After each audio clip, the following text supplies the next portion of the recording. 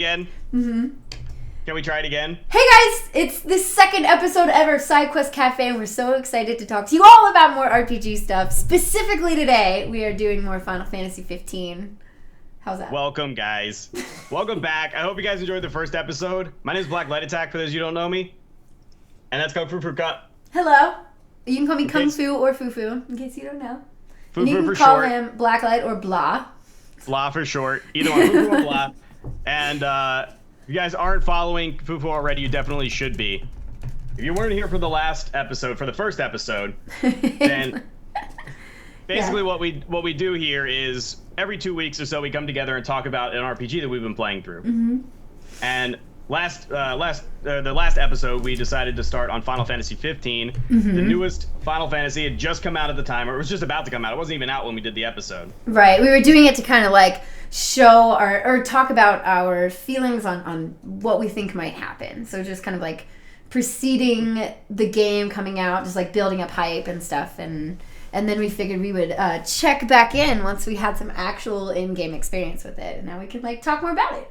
Yep, which we do now. And Mm-hmm. and honestly, I think the hype helped a lot for me because I wasn't initially too interested in Final Fantasy 15. We kind of needed this session to like jazz ourselves up. At least for me. Yeah, for sure. At least for me. Yeah.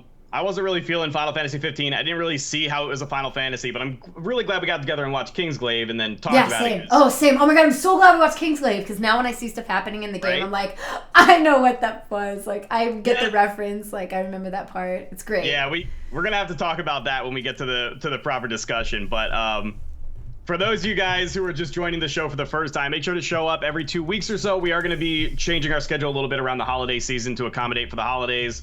We don't want to have to do the next episode like the day after Christmas necessarily. Yeah. So we'll keep you posted on that. But make sure you come in, check in with us, share us your progress experiences. If you're a little further than us, please keep the spoilers free out of the chat. But Please do. Just so you know, we're both basically in the middle of Chapter 5. So anybody who is past Chapter 5, we don't want to know plot. We really don't. You'll be purged. Yes. It will be Feel free unfortunate. to tell us about, like, you know, how you like the gameplay mechanics and stuff, but as far as specifics, let's try to keep it low. How's it going, Jamie? Hi everyone in my chat. And those coming in. Yeah. Sorry, we have to do like quick hellos to chat. You know, we have like a whole script. We're very official here. Right. Oh my god, yo. So by the way, I know we're both in Chapter 5 right now, and I'm guessing, like, I want to ask about what else you've been playing, but I've had somebody come my chat and was like, oh, I've like played it 3 times already. I was like, you've already beaten it 3 times? 3 times? Yeah! I know it's supposed to be not that long if you stick to the main quest, but that's still crazy. Yeah, I know. That is nuts. I'm going to be playing it for a while because I'm doing so many side quests. You're doing a lot more than me. I had to kind of stick to the story to keep myself going. Yeah. Now that I'm entrenched in it, I might try branching out, doing some more side quests. But that's really weird for me to not do side quests in a game. Oh, really? Well, it's just one of those things where you figure out the best way to do it, and sometimes you want to fast travel for just so you can get to the location, and sometimes you want to slow travel because you can get AP. And now I'm just like, oh, okay, I'll just like let him sit in the car, and then we can talk to chat, and then I'll get to my location, and then it's just kind of like, okay, one more side quest, okay, one more, because it's kind of on the way to this thing. And then one more, because I want to talk to this guy. Because whenever I'm one of those people who sees an icon on the map, and if it's something I can clear, like on my phone, I have to check it. Right. So it initiates another side quest. I'm like, oh, there's another quest. I have to at least initiate it. And then I feel like I have to finish it. And then you're going from this and that to the other. So you've been spending a lot of time on Final Fantasy 15, right? Like, because if you're in Chapter 5 and you've been doing like everything, that's a pretty slow run. I've been doing the majority of side quests, not all of them. Of course, there are things that are above my level. I haven't been like doing any serious level farming. I'm just kind of doing whatever seems normal. Because I like camping because it's getting Amos's cooking skills like way up, which is great. But yeah, go on your way to camp a lot. Yeah, camping's great. It's free. So my level experience is pretty normal, so I can't do like advanced hunts at the moment, but I can do anything within my level range, which is, I'm above the story mode. Like the suggested level, I'm like pretty far above that. Which is cool, because then I can like, oh, I beat the boss. Let's go next thing. Like, it's pretty easy. Yeah, we've been kind of trucking along. I started to get really frustrated with the combat. Okay. We can talk about this. Let's talk about this in a little bit. Okay. Before we start on Final Fantasy 15 proper, what else have you been playing this week? So Last Guardian what's complementing this? Last Guardian. That I knew it was Guardian. coming out around the same time. So what I did is I did take a day to just play through all of Shadow of the Colossus to hype up for Last Guardian. Then I took a day off, went to I played a little more, grabbed Talon, so that's great. And then I played Last Guardian. It took like 2.5 streams or a little more, but it's a good game. It's very different. It's what I realize is that at the place where I am in Final Fantasy at the moment, and I have heard enough to know that will probably change. It was a nice change of pace because Last Guardian gets like really feelsy, and I got like pretty stressed out because I get really protective over any kind of like pet companion thing that I'm a fan of. That's why I don't want to play it. I'm like, no, but I'm gonna feel for this giant dog bird too much. You are, but okay, I don't want to spoil anything. So this is non-plot related. Okay. It acts like a pet. Okay, or it acts like an animal. So there are people who have had issues. The camera, in my opinion, was the worst part of the game. Camera's not great. Sometimes you're like, camera, you need to move this way. No, this way. Seems to be a recurring problem No, lately. this way. Yeah. That is. Yeah. So camera is the worst, but the pet acts like, or the Trico acts like an animal because he's an animal. So you have to understand that if you have not bonded with this animal, it's not really going to listen to you. Oh, no. But over the course of the sense. game, you can bond with the animal depending on how you treat it. So you treat it however you want. Yeah, I pet mine like all the time. And I was like, let me find you food. Oh my god, thank you, Flood for the 3 months, by the way. That's so nice, man. Thank you so much. Thank you. Sorry, I don't want to take too much time out. Thanks for the hair compliments as well. You guys are super nice. And so that's how I take the game. But if you play through the whole thing, then it should be okay. You'll be okay. You're just gonna be a little stressed out sometimes. But the game's really pretty. It's like on par with Final Fantasy, where you look around sometimes and you're like, wow, this looks really good. Yeah. You just you have to take a moment to take it all in. Yeah, and if you can handle that Trico's AI will sometimes be a little slow because he acts like an animal, then it's actually pretty fun to kind of interact with him and like, I don't know, I feel like I'm like training a dog in a way while I play the game. Why did they name the Pokemon after a Pokemon and then not make it look like that Pokemon? It's spelled like three, Trico. Not like a tree. Well, that makes sense because it's like the third Ico game. Yeah, that's what they were. I think I heard somebody say it was originally going to be called Trico. The game was going to be called Trico, and then they switched it to the character. I'm not sure if that's true. I just heard one person say it. I mean, it's the internet. Shadow of the Colossus Duico? Yeah. Well, I would like to know. It makes more sense that this would be called that anyway, or something, Yeah. Nice, Obo, correct. I'm wary of animal games triggering my like paternal instincts because like have you ever played Shelter? No. Don't play Shelter. Okay, why not? Shelter is a game. It's okay. You like do play Shelter if you want to like sob uncontrollably because Shelter is like an hour and a half long game. It's really short, and you play a mama badger with a starting litter of 5 baby badgers. I think it's 5 of them. Oh no.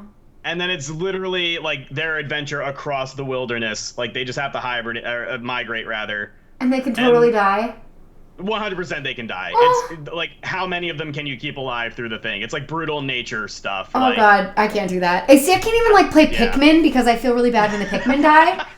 Okay. Yeah. So the fact that I was able to make it through Last Guardian will tell you something. I was there was a moment where I had to pause the game and be like, guys, I don't know if I can do this, and they were like, you got this, it's okay. And then I did it, and it was okay. So you can handle it. It's cool. I mean, have you ever played Eco?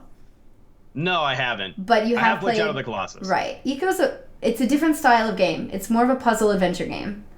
Yeah, and it's very open, partially deserted.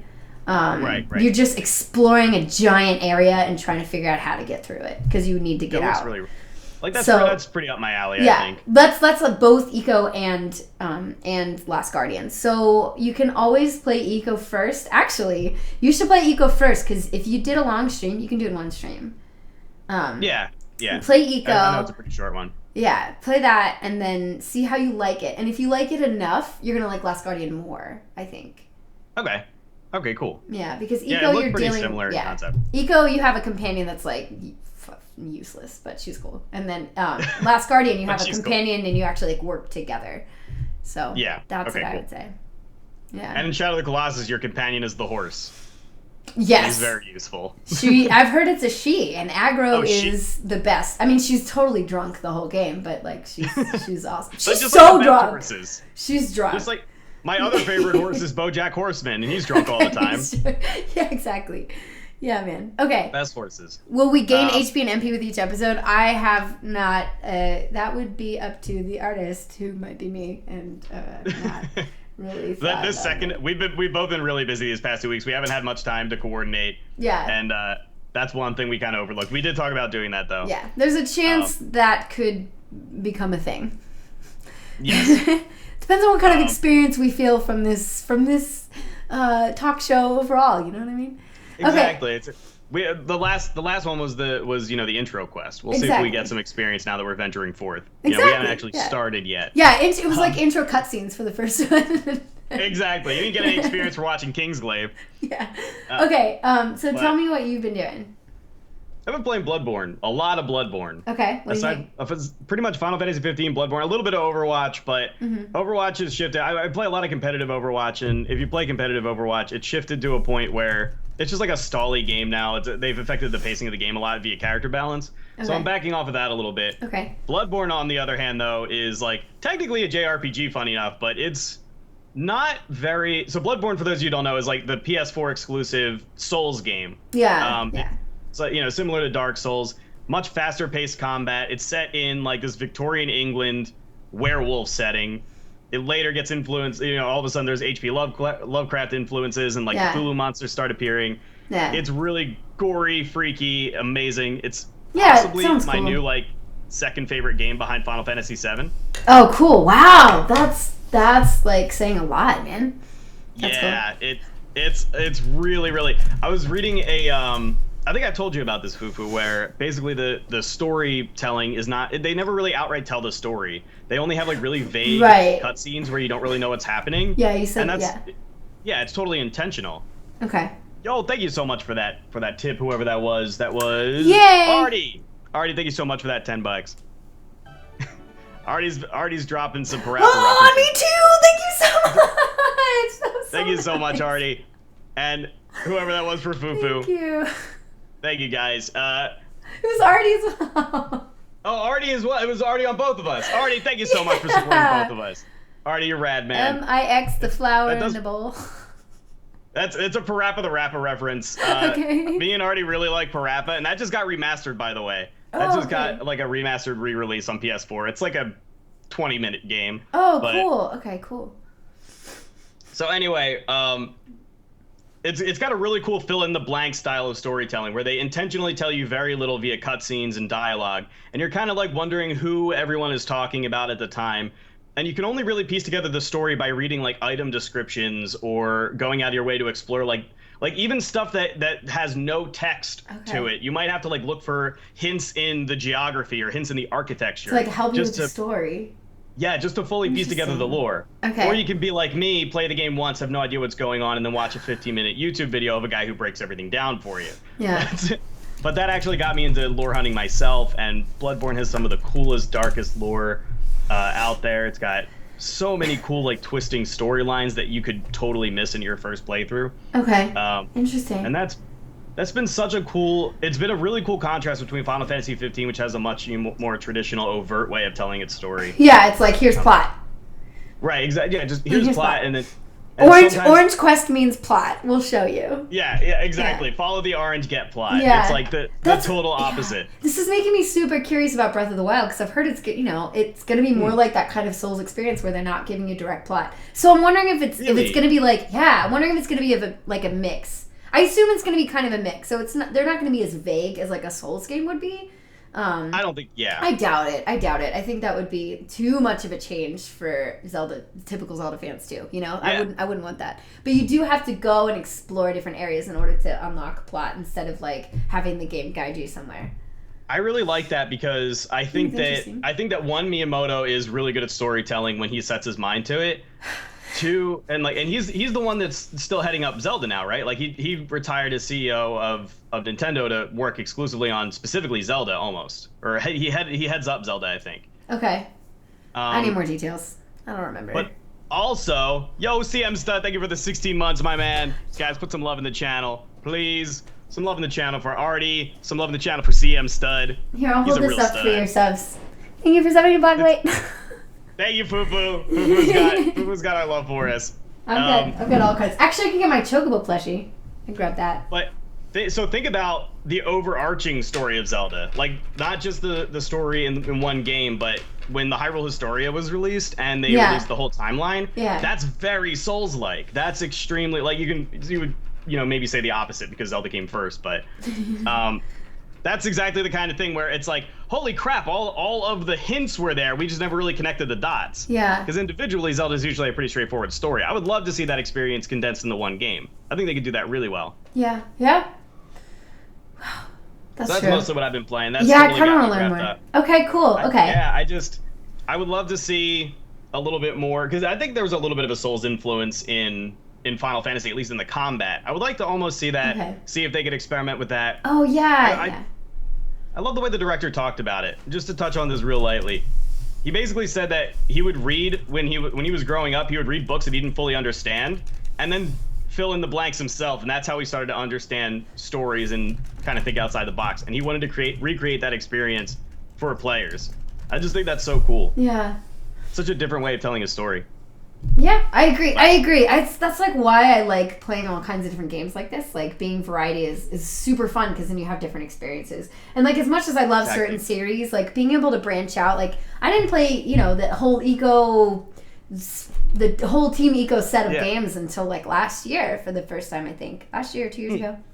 It was on stream. And that was a totally different style of game. I'd never played anything like it. And then, and then I played like Chrono Trigger. I've never played another RPG like it. And then, and that was like this past year, Yeah, even like that's what I love about JRPG so much, is they offer so much variety. And even, I know you were speaking more than just JRPGs, but like I said, Bloodborne's technically a JRPG, a Japanese developed RPG game. Like, so even in the world of RPGs that we'll be talking about, there's going to be a lot to kind of discuss because they're all like it's so diverse, like the amount of games that are out there and experiences you can have.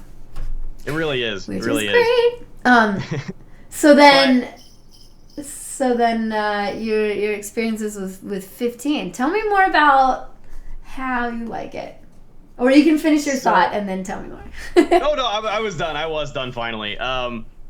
So about 15, moving on to 15, we discussed this lightly, but I actually was more hyped up for the game than I expected to be, and then was at the last minute let down once I actually got the game. Okay. And I was really hyped going into it. I loved the opening, the whole Stand By Me cover with Florence from Florence and the Machine. Oh my god, that was incredible. That was so, like, I really just love the way they set it up, and especially the way Kingsglaive tied in and everything. What I ended up getting let down by, though, is big time the combat. Okay, so what do you not like about the combat? I really don't like... It basically feels like they're trying to make quick time events happen, but they're unreliable because they're based on enemy attacks, like the prompt to block when square comes up. Yeah. It pops up and it says hit square now to block, but it seems like maybe 75% of the time the enemy actually connects with the attack, resulting in a block which can then be parried. So it often is just kind of alerting you to like, yo, dodge now, but then the enemy just like whiffs and goes 1,000 miles that way, and you're just stuck, like you're just sitting there waiting, like did the attack go off?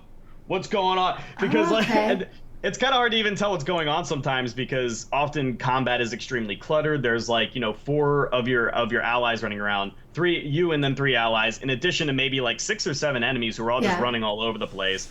Hard as hell to tell what's going on. Blocking doesn't really even have an animation. He just kind of like readies himself slightly. If you hit block, he like raises one arm. That's his block animation. Oh, so like you're kind of caught off guard. You're like, I'm not seeing enough that he's preparing for this.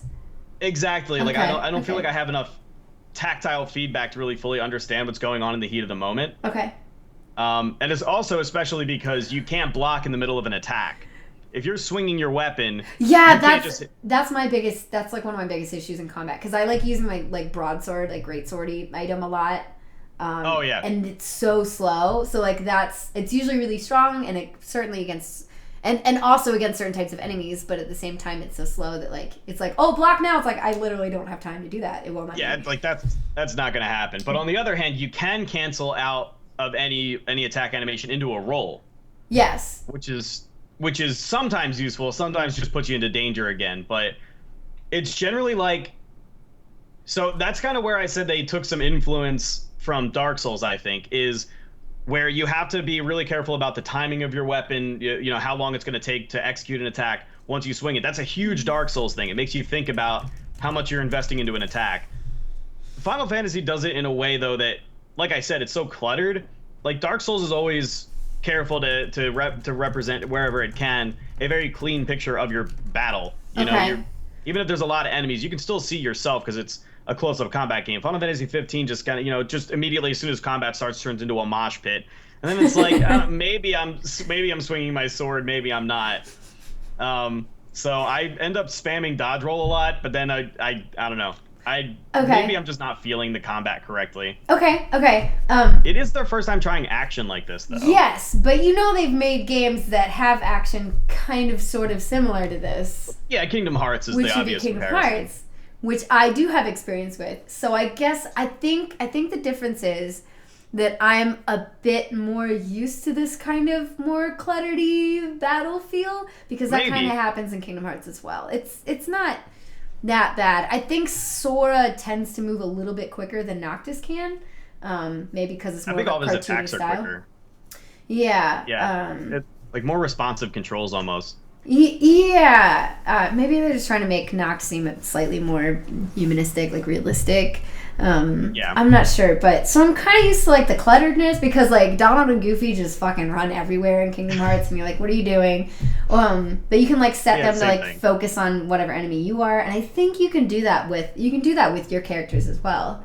I don't know if you've messed around with that. Yeah, I'm pretty sure, right, guys? Like, am I right with that? I've been able to figure out any sort of like aside from issuing them to do their or commanding them to do their specific like super attack. I haven't been able to find any way to adjust their combat AI. Okay, I'm kind of interested. I kind of want to like turn it on and just go in the menu and see, because I just have it in rest mode, so I might actually do that.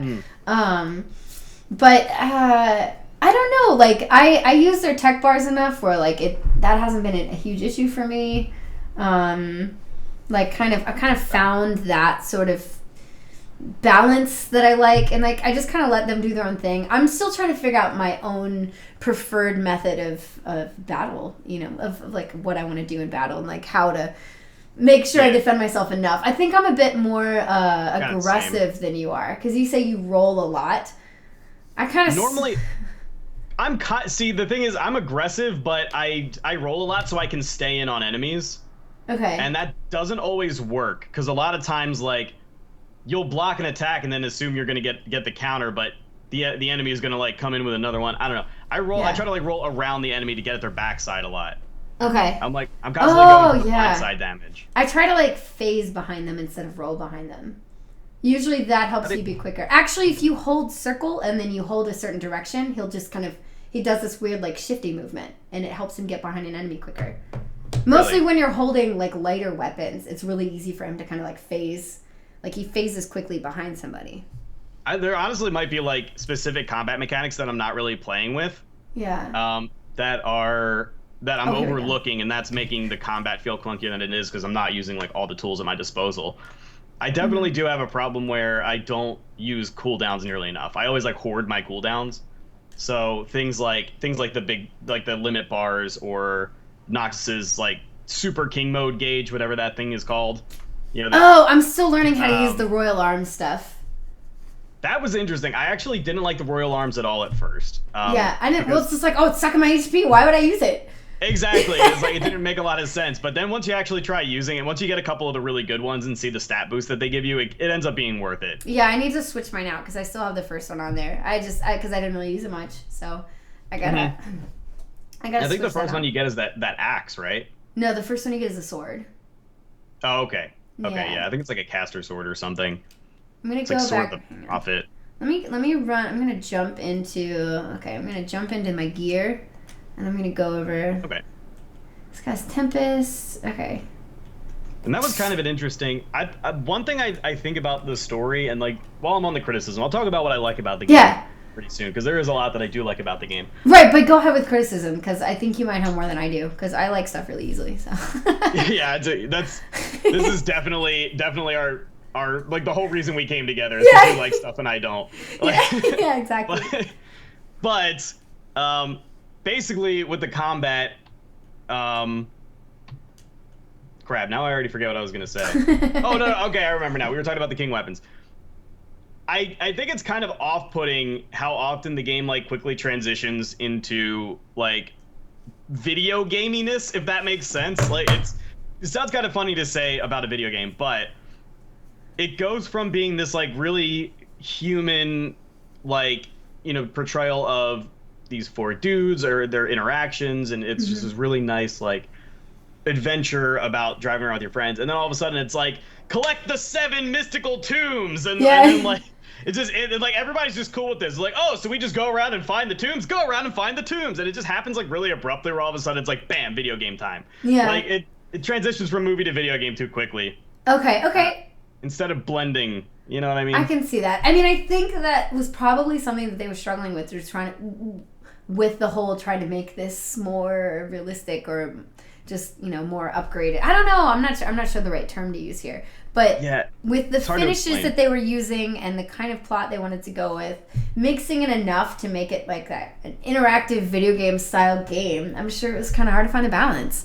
So I don't know. Oh, no, it doesn't bug me, because I'm like, oh, this is the next thing. I guess I'm like in the same mindset as the characters. So I'm like, it's the next thing we're supposed to do. I get it. This dude told me next thing time. Yeah, I got a phone call. This dude told me to meet him in this place, and then I did, and he's like, you got to go find this other shit because it's going to help you. And I'm like, oh, it's going to help, so I'll go do it. Yeah. And at least, plot. At least the king weapons feel, at least the king weapons, even they seem to be required. They always seem to be like progress quests. Yeah, they are. They are wrapped up into the story, right? It's about you can also find them out of order, apparently. Oh yeah, definitely. I could definitely. I'm pretty sure I found one. I'm guessing I had to revert my save file, and I think I found one before the other. I found them in reverse order. Did you get plot after that, or did it just like take you back to the entrance of cave and it didn't really matter? Because I'm wondering if some of them are plot related and some of them might not be. Like, you don't have to find all 13, but you should or something. I don't know. I think it might be that. Rucker brings up a good point in my chat. It wouldn't be a Final Fantasy without MacGuffins. Yes. It's exactly the MacGuffin thing. Find the MacGuffin, sudden plot point. Yeah. But it doesn't. It's not just the king tombs that it does this with. It also does the same exact thing with bases, with enemy bases later on. And this was still plot based, but it was sort of like, you haven't gotten to this point yet, but it's not really a spoiler because it has nothing to do with the plot. You're literally just like, I'm going to go to this next place. And then like, yo, enemy base right there. Do something about it. And then you're like, okay, fine, I guess. Like, we just broke into one base for a purpose. But now that we broke into that one, I guess we just like have the Jones. Yeah, okay, you did that. Okay. Yeah, remember I got the car. So that was the first time I broke into a base. That's right, you told me that. Yeah. The next thing they're going to have you do is break into another base, which will progress the plot. But I'm like, if I remember correctly, it's just kind of like, yo, they're there. Fuck those guys.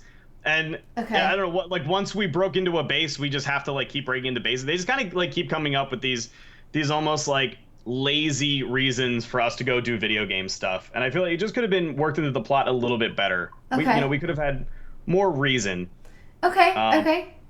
And on top of that, I'm just going to say, I feel like the King Tombs were a great opportunity to add a little bit more storytelling as well. And instead, you just kind of get impaled by a weapon through your chest, and then you're like, cool, I'm stronger. Yeah. Like, maybe if it had, like, a cutscene associated with, like, each item that was related to something, showing, like, something in the past, or... King in his era, build the world a little bit. Yeah, like, how which king had that originally or something, and, like, why it's important. That would be cool. That would be really cool. I agree. I think that might have been a missed opportunity. And we might get that later, to be fair. We might later on find out, like, yeah, we're going to get a ton of stuff on these past kings in their eras, just not at that time. Because I think this game is withholding a lot. I think it's doing that on purpose. Yeah, I know. We have a lot. There's no reason for it. It was a bad attempt at introducing the Dragoon chick. Oh yeah, you haven't met her yet. That's who I was talking about, Lance Lady. Okay, or are you talking about for the bases? Yeah. Okay, she'll be in the next base. I won't tell you what she's doing there or That's cool. anything. We'll find out tonight. It's okay. I don't know either, to be fair. I don't know either what she's doing there. How come Yuna's pilgrimage and going to all the temples didn't feel so bad? What do you mean didn't feel so bad? It doesn't feel as abrupt, I think they mean. It doesn't it's not as abrupt a change. Like it's I think honestly, in order to make a gameplay mechanic feel natural, you just have to introduce it with enough dialogue and story padding.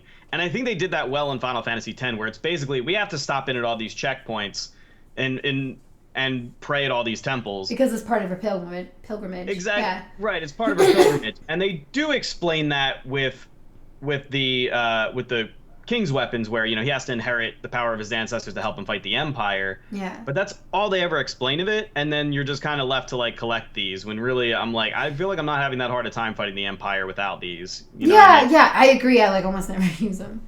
Yeah. It's it seems like an optional thing that they're making somewhat not optional. Yeah.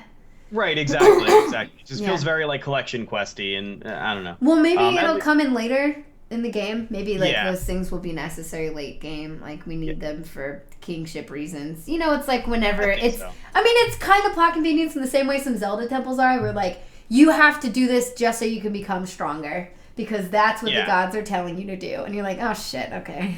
Kinda. And I guess it feels so abrupt because the rest of the world and the rest of the motivations and the rest of the characters... Seems a lot more normal and humanistic. Yeah, they're much more fleshed out. Oh, okay, that's true. Whereas well, except for some side quests where they're like, I lost my beans. Can you go pick them up on a truck? And I'm I'm a prince, but fucking, okay. I know, right? At what point is Noctis going to pull the royalty card on somebody and just be like, I don't have time for that shit. I have a kingdom to save. You can go find your own goddamn chocobo feed. Well, technically, we don't have to do any of that.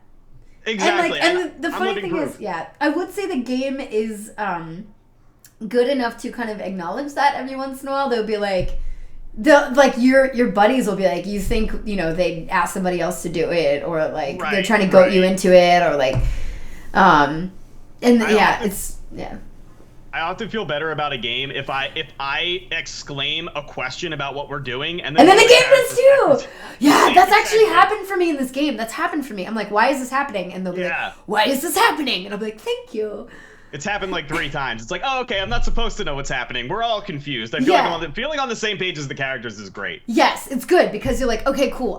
This is relatable, and it means that this will be explained. It means there's a question that will be explained enough, because if the characters don't understand it, they can't do it.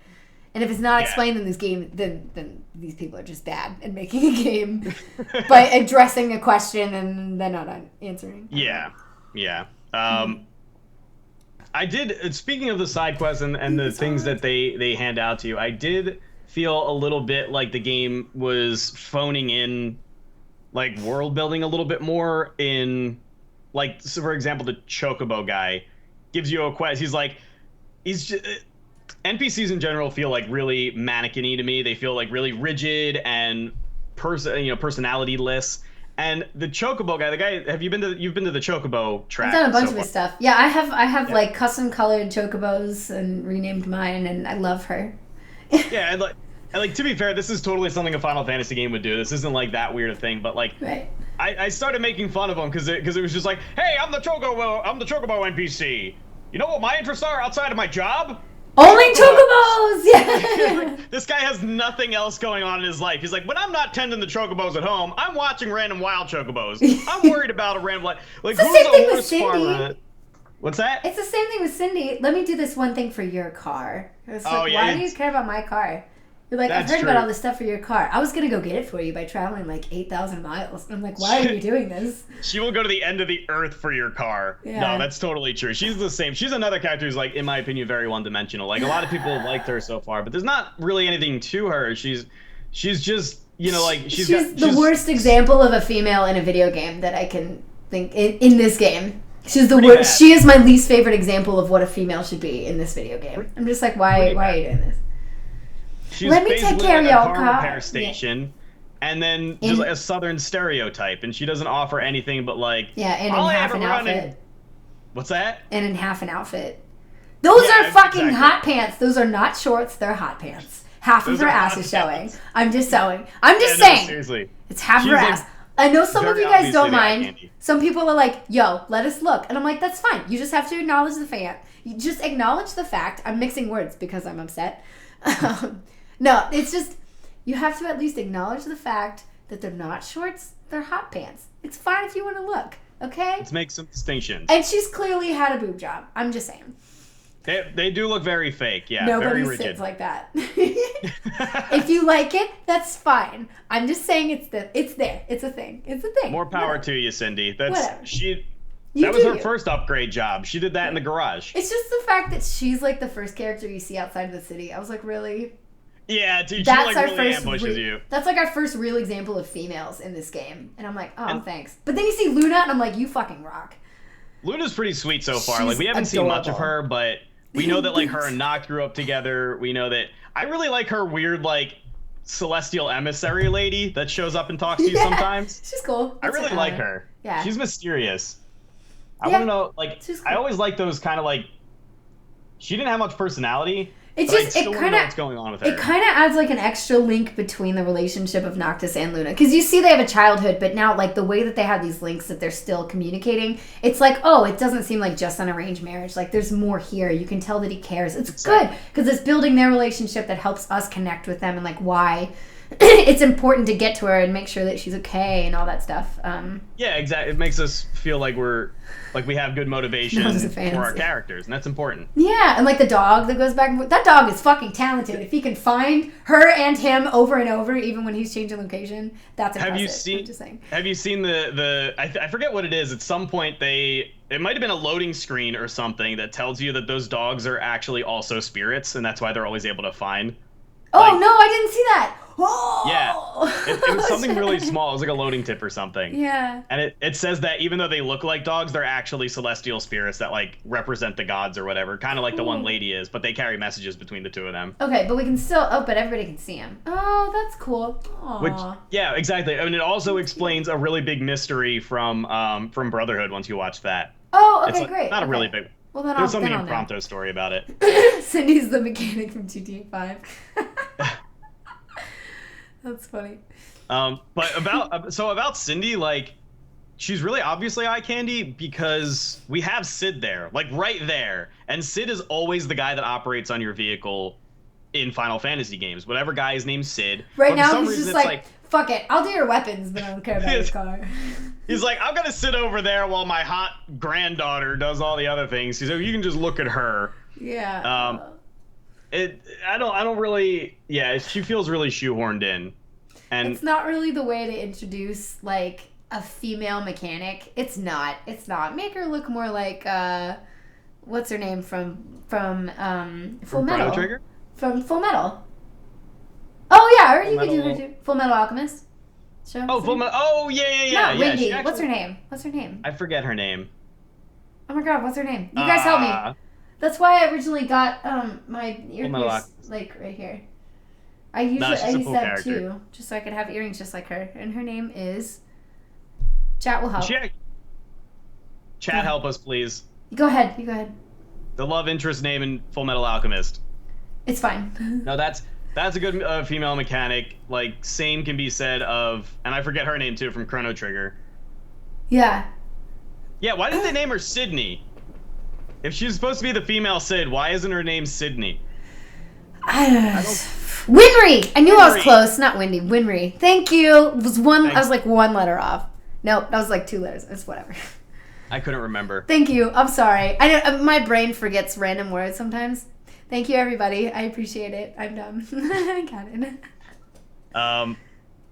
But so as far as like that's the side characters though. I really think the NPCs, aside from the ones that are really relevant to the plot, all the side characters are like just generally not charming or interesting. No. I agree with Luna, but yeah, she's important. She's actually important to the plot. Right, she's a main NPC. It's fine. So she obviously is gonna have like a lot of personality, and same with the guy we met. We got his name last night. Arden. Arden. Thank you. I love Arden. Yeah. Arden's one of my favorite characters so far. People seem to really like Arden. I mean, of course, he's sassy. He kind of is like dominating in a way that's it's like kind of like understated power, where he's like, oh, I can fuck your shit up, but I won't. Yeah, exactly. I'll even help you, and you're like, oh god, this is kind of makes me nervous, man. That's what I want. I think what's so compelling about him is that he keeps helping you, but like he obviously sees bigger things at play here. Because the other guy that like you just had the interaction with, when you're getting your car. So like all this happened with me last night. Yeah. The Luna's brother, he's like so one-dimensional, like angry at Noctis because he's like, I want power instead. But then like Arden comes down, he like comes up and he's like, you calm your shit, like calm your tits, man, like come on. He's just like our dime store Sephiroth, like he's just the angsty white-haired guy with a cool sword. Yeah, like, yeah, exactly. There's just a Sephiroth in every Final Fantasy now. But Sephiroth is a bit more layered than this guy so far. Mm-hmm. You're just seeing this guy come up and he's just bitter. And I'm just like, okay, so he's bitter. Okay. But here's the thing though, is I think that we could see some pretty classic like antagonist development here, and I really hope that they have a solid antagonist here. But it's clearly I just think if Arden's gonna continue to be like or going to become that kind of antagonist, like he will be more interesting because he's more layered. Right, exactly, and that's what I called a while ago. Keep in mind, I called in the first. I know you did. Episode, you did. That I think Arden's going to be the main bad guy. No spoilers in the chat, please. I know people have beaten the game already. Yeah. But regardless of what they do end up doing with him, whether he's the main antagonist, whether he's just some random creepy guy that likes to fuck with us, he's interesting, and I really like him as, I assume, a villain, or I don't know, possibly a good guy. I don't quite know what's happening. But it's very classic of a Final Fantasy to start with one conflict and then shift focus to a greater one. Yeah, you did. I remember you talking about this. Right, and it's often like, they often do it right when you think the conflict couldn't get any worse. This is already like a really bad war, right? This empire's on the verge of global domination. They have, de facto world domination, and we're just trying to beat them. Right. Yeah, exactly. I think things are going to get worse before they get better. I agree. I totally agree. Because you can see all these bases coming in and coming live. Like they're taking old bases and reusing them, and they're like, we're taking over. And you saw the giant plane go by, and right. At least someone's going to start fucking their shit up, and it's not us. I guarantee it. Ooh, that could be interesting. Because we have all the things with the gods and stuff. Yeah, because why are we getting summons with the oracles and all that stuff if there isn't more than just machines? Oh, that's a good point.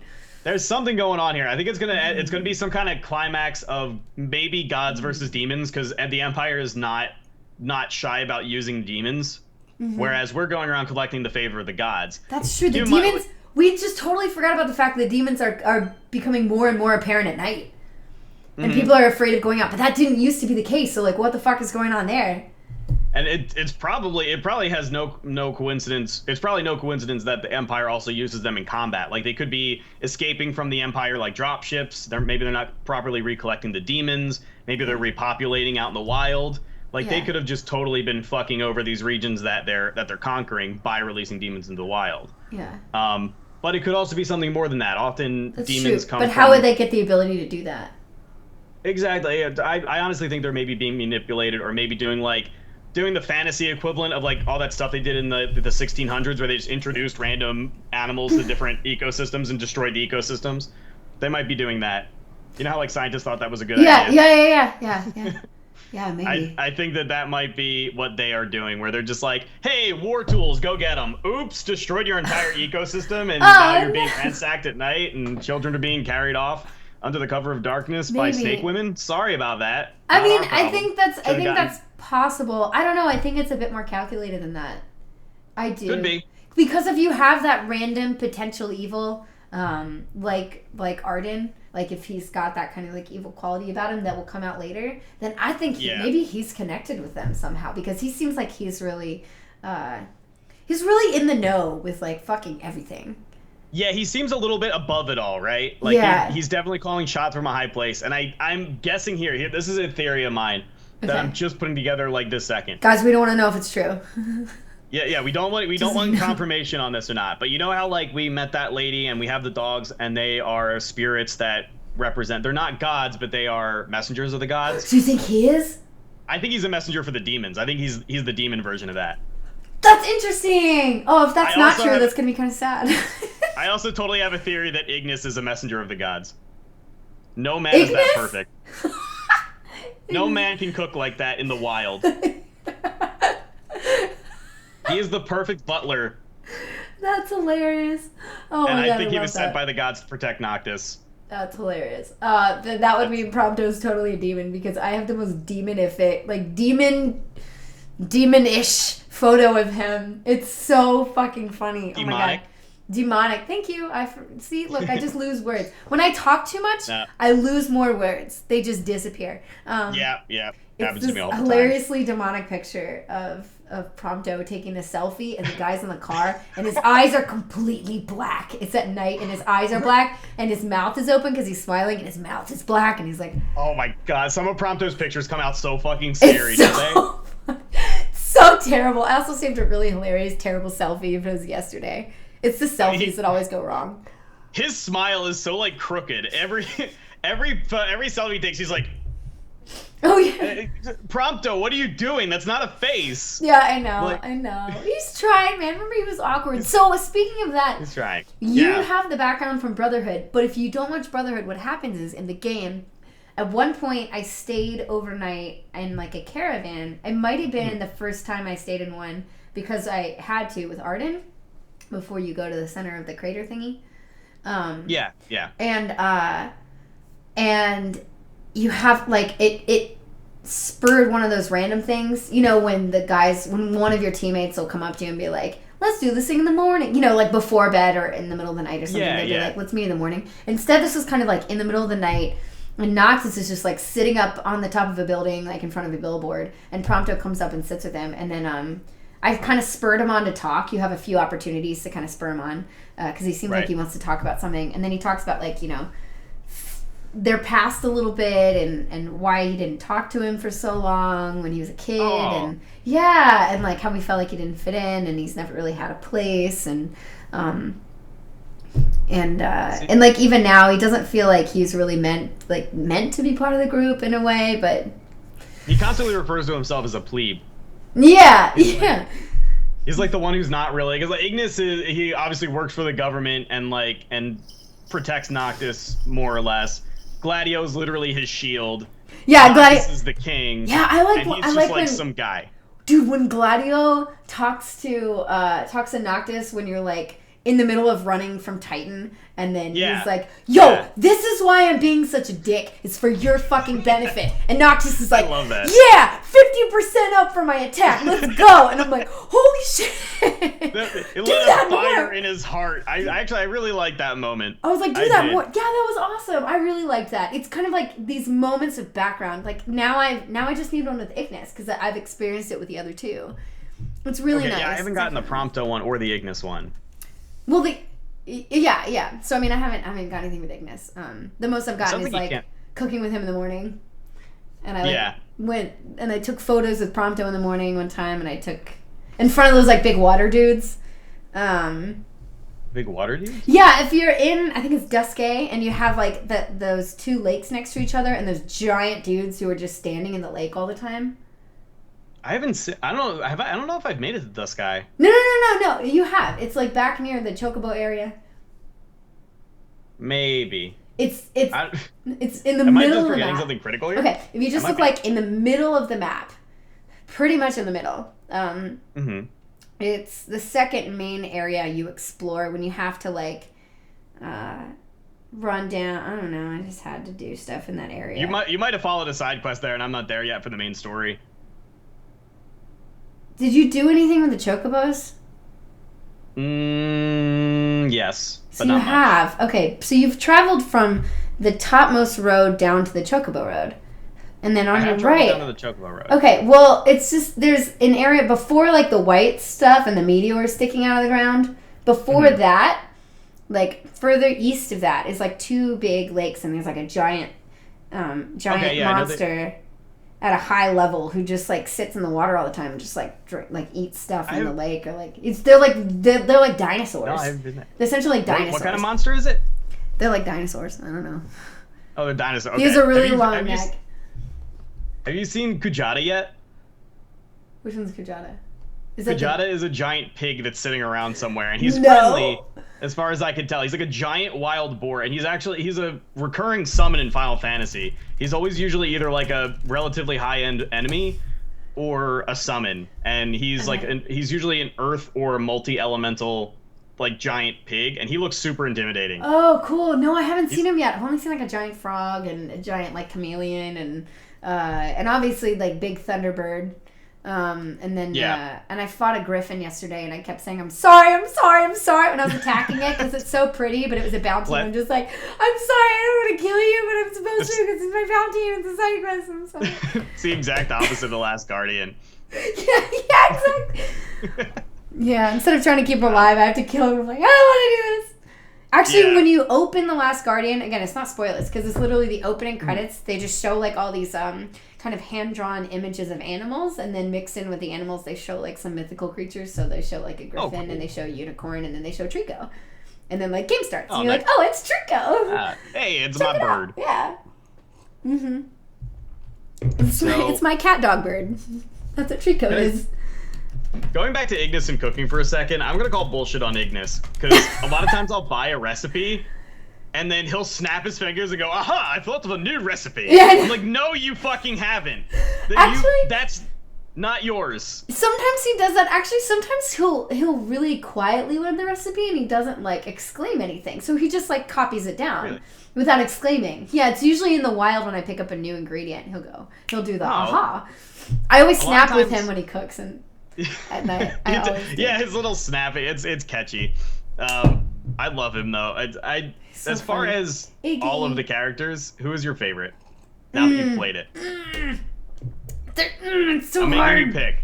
See, making you pick out of the four boys. But it's just like favorite overall. It's hard because it's like person I would want to date the most. I'm one of those people who I'd probably be like, oh, Noctis, you're so cute because you're all like, how do I handle my emotions? But I want to be, he's like secretly sweet to Luna, and it's adorable, and so I'm like, okay. I'm despite myself liking Noctis. Like, I really thought I was gonna want to like slap Noctis, but like I knew that going in. I thought he was gonna be that character that you just wanted to slap. Sometimes and he he's is annoying. kind of a prick. Yeah, sometimes he's annoying because he's like, well, now you're learning more of his background, and he's like, do I really want to, like, can I live up to this? Can I do this? So I think he's kind of fighting his own mental battle right now, you know? Yeah.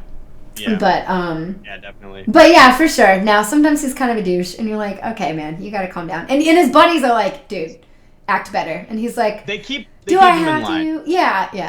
Yeah. But like, and I like the fact that they made a character that needs to be kept in line, but they did it in such a way where he's not just like a whiny bitch. Right, like, he's dynamic enough where you still feel for him, and you want him to be better, not just because he's like a douche sometimes, but you're like, because I see your good qualities. Exactly, he shows you the good side to him. Yeah, exactly.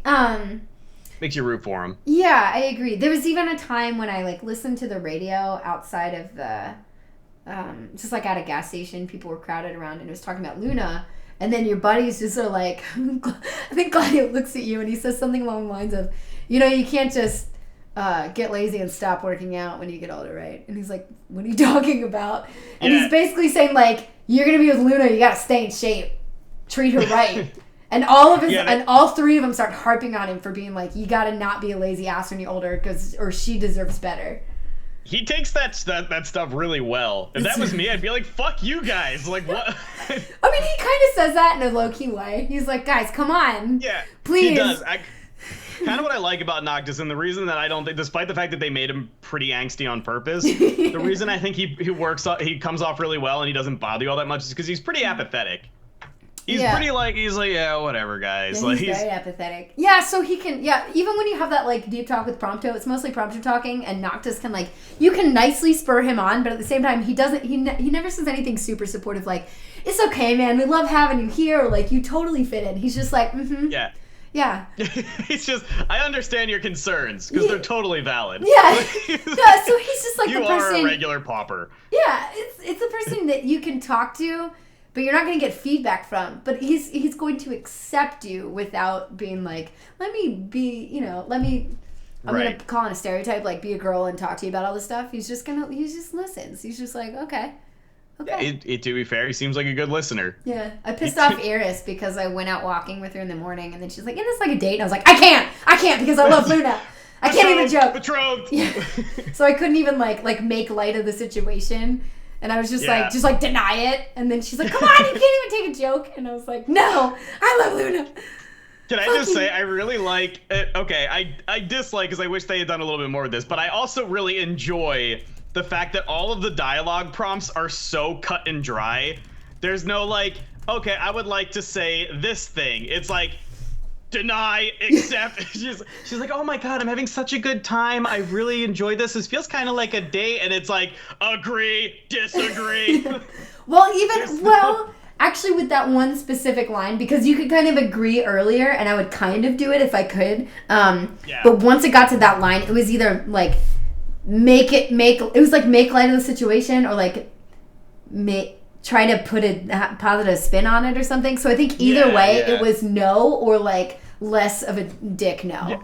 It was like no or nice no, and it was. Yeah. It seems like he's interested in her, but which really made me cock an eyebrow when they randomly threw this like pseudo romantic interest into it, and I just feel like the whole wedding to Luna thing has to be like required, right? But it immediately made me think of Final Fantasy VII, where there's a love triangle right off the bat, and you have dialogue choices kind of similar to this, where you can choose to treat Tifa more nicely or Aeris more nicely. You could be a dickhead to both of them. Oh yeah, okay. And I still have to experience that, but I do know a little bit. Yeah, it's very basic, like either or dialogue choices that only pop up during certain times of the game.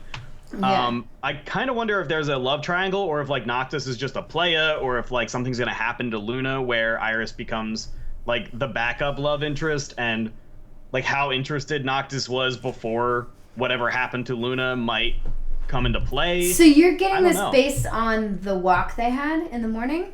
Yeah, I'm getting all that because there was extreme romantic connotations. There's no way. If you I flirted with her the whole time, and honestly, like I think that was your decision because I didn't. So in my playthrough, it made it seem more like he was just kind of because it's like Gladio's sister, right? Well, right, and that's so it just made it seem more like he was just trying to like be pleasing enough around her, like trying to appease her, without making it romantic. In my vision, it seems more like she's into him, and she thinks he might be into her, but he's really just into Luna. Because even at the end of the day, he's like, no.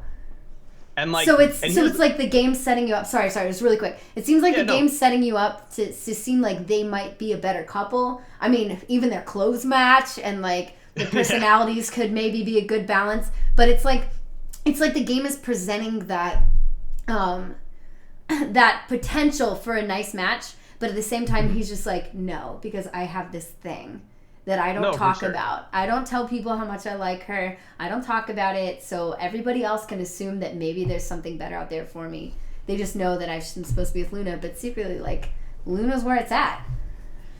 Honestly, I agree that he likes Luna, but I actually like quite a bit the dialogue choices and the difference that we're seeing here, because you didn't flirt with her, you didn't flirt back, I did. Yeah. So you don't see Noctis as being interested. I see Noctis as like a little bit of a playboy, or maybe just a guy who doesn't really know what he wants yet because he's so young. Yeah. But I flirted back, and you can tell he never like outwardly flirts with her, but you can tell that he's interested in, like you said, doesn't want to be.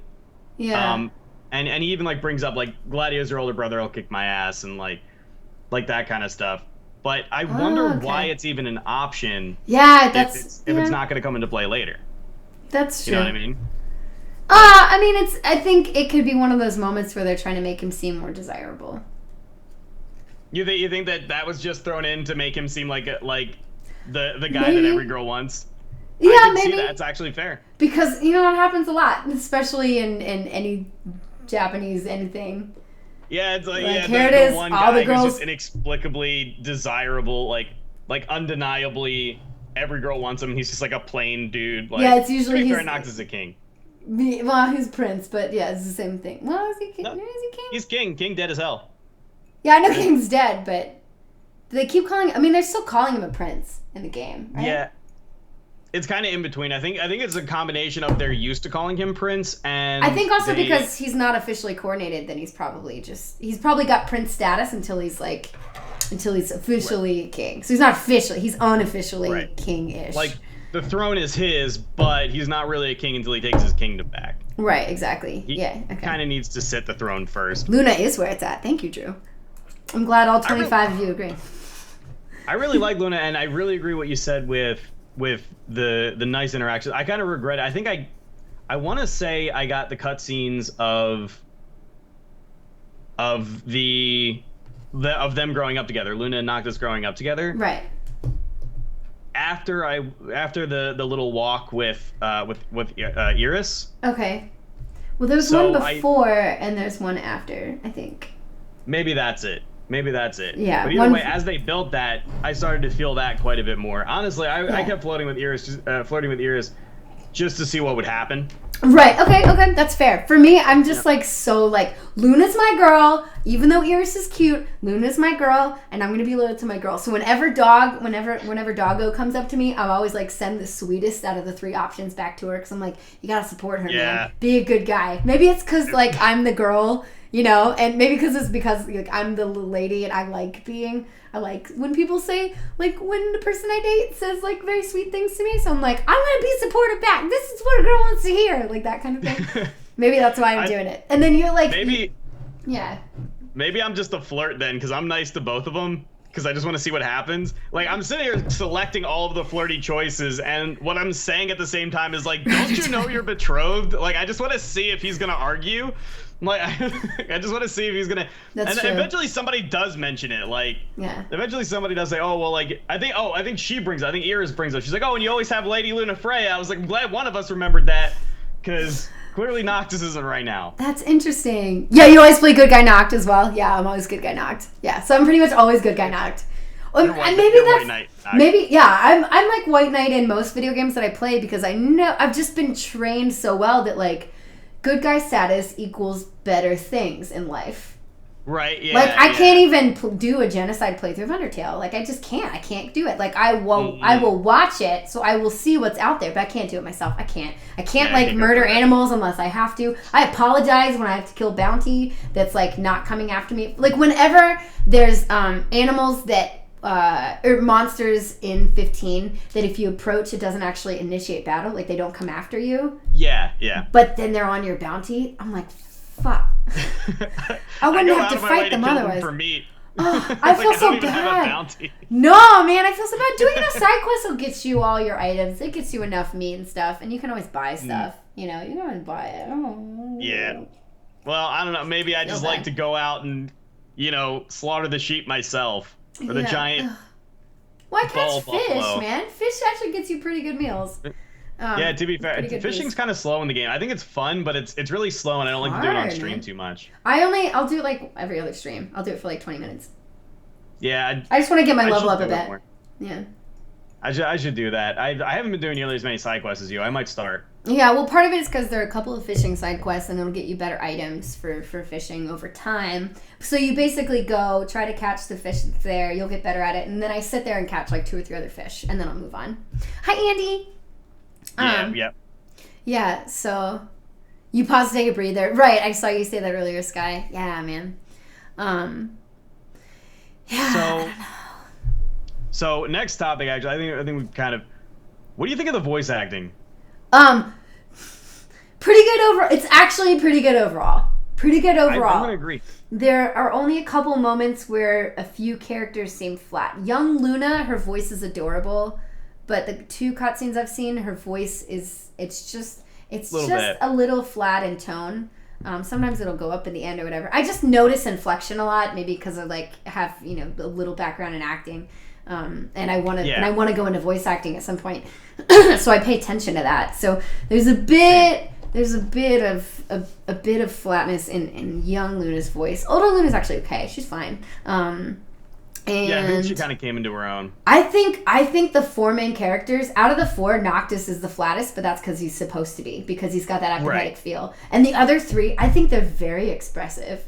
I think they're like pretty freaking good. And they're so sassy with each other. It's hysterical. Oh man, it's hot. Then take off your jacket. Yeah, actually that got really annoying until I found out you could. I had no idea you could change clothes. Oh so yeah. I thought that like we just had these default clothes we'd be wearing throughout the rest of the game, and Gladio just kept telling me to take off the jacket. I'm like, I can't, shut up. And then you take off the jacket, and then he does shut up. I was like, oh my god, this is revolutionary. I have Nox's jacket on still because it helps a lot with like defense. So the stats, stats do change. So he's the only one with the jacket on. Everybody else I do for aesthetic value. My 3 companions are like, I don't give a fuck. I like seeing Gladio in pretty much, yeah. Gladio in the tank top. Prompto's cheetah pants. Yeah, no. You notice he's wearing cheetah print pants? They're just dark, so they look black.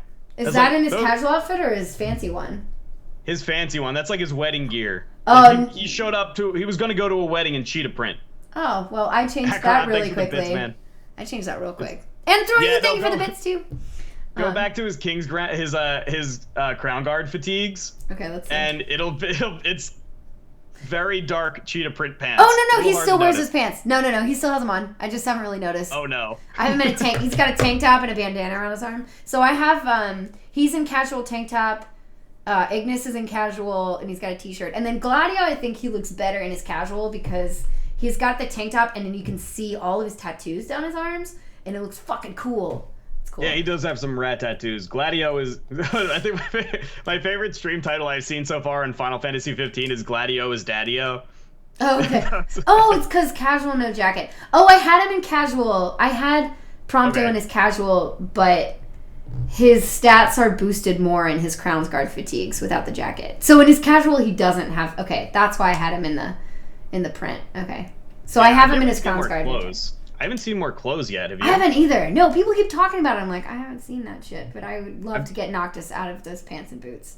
It's not terrible, but I'd love to see him in something different.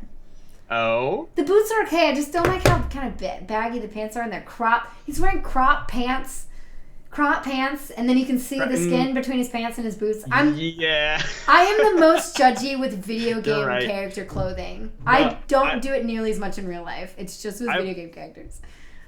Honestly, I'm not gonna pretend like I haven't remarked on Noctis's capris and combat boots. Like that's not a good combination. Combat boots are fine. Like the boots are fine. His jacket's fine. I mean, he's got like a really stereotypical like emo dude print on his shirt. It's cool though. I mean, it's fine. Like if you wear it without a jacket, it's fine. Like no problem. It's fine. Whatever. You wear all black. It's that's you. But it's just kind of that pants boots combo. Like the way that it's you know. It's not very good. Yeah, I'm just looking at him right now.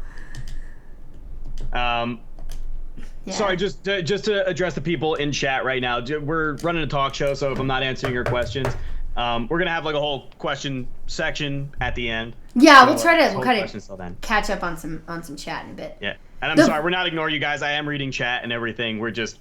This is our show that we run once a week. Exactly. Sorry, once every other week. We're still getting into the feel of it, but it's been fun so far. The other thing I will say about the voices is I see somebody's comment about how the voices don't line up with the mouths.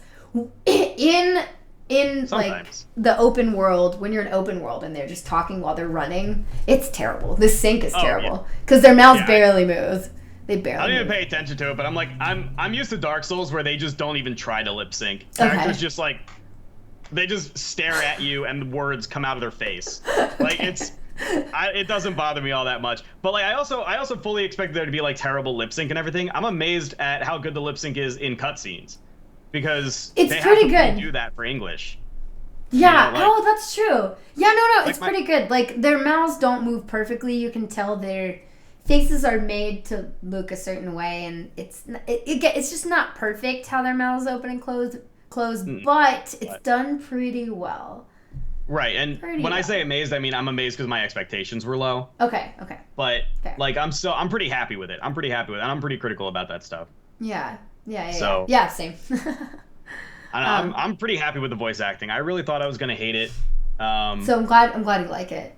I am too, and like I think my favorite voice actor is out of everybody is Arden's. He's like my favorite. He's so like slimy. Yeah, So I hear it. Mm-hmm. I hear it. You know?